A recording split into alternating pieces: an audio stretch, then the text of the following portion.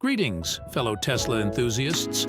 I've been noticing quite a bit of buzz in the news lately, and it's not the kind we usually celebrate. There seems to be a wave of negative press surrounding electric vehicles and their supposed struggles to maintain their charge in chilly weather. Now, call me an optimist, but I can't help but feel that some of this information is more fiction than fact. Let me set the record straight. I'm not claiming that electric vehicles don't face challenges in colder climates.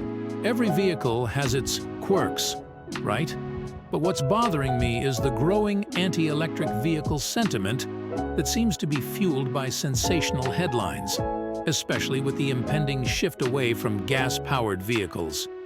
Now, let's talk Teslas. This is my second one, starting with a trusty Model 3 Standard Range Plus here in frosty Edmonton, Alberta. Our winters are no joke, sometimes dipping below a bone-chilling 50 degrees Celsius. But hey, show me a car that thrives in such extreme conditions. Tesla grabs attention, no doubt. And here's a little adventure I had that might put some concerns to rest. 3 years back, in the heart of January, I embarked on a journey from Edmonton to Toronto. Picture this, 37 degrees Celsius at the start. Cold, right? I won't lie, I had my worries about range. Range anxiety is a real thing. But for 95% of the trip, smooth sailing. Thanks to supercharging stations every 150 km on Highway 1, I had the reassurance I needed. Yet, there were a couple of heart-stopping incidents. First, stranded in the middle of nowhere with a low battery, unable to charge at a supercharger station. Panic ensued, but a switch to the fourth and final stall finally worked. Crisis averted, but not without a good scare. Fast forward, more kilometers, and then came incident number 2. Sudden loss of heat in 30 degrees. Windows fogging, driving for 100 km in biting cold, and a Google search later, I found a pending update. An hour of download, car rebooted, and warmth returned. Crisis 2, tackled. Ontario welcomed me with more Teslas on the road and using Tesla chargers. Lucky for me, no waiting for a charge, but I can imagine busier cities might pose challenges. And that brings me to the heart of my second point. My second incident got me thinking about how we, as Tesla owners, need to know our vehicles inside out. Unlike regular cars, a Tesla doesn't just pop into any mechanic shop for a fix.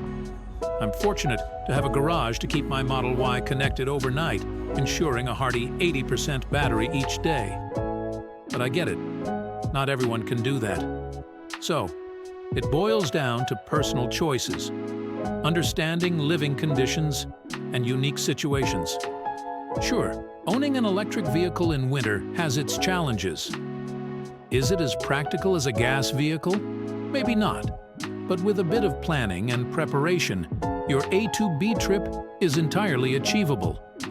Factor in the reduced battery efficiency in extreme cold.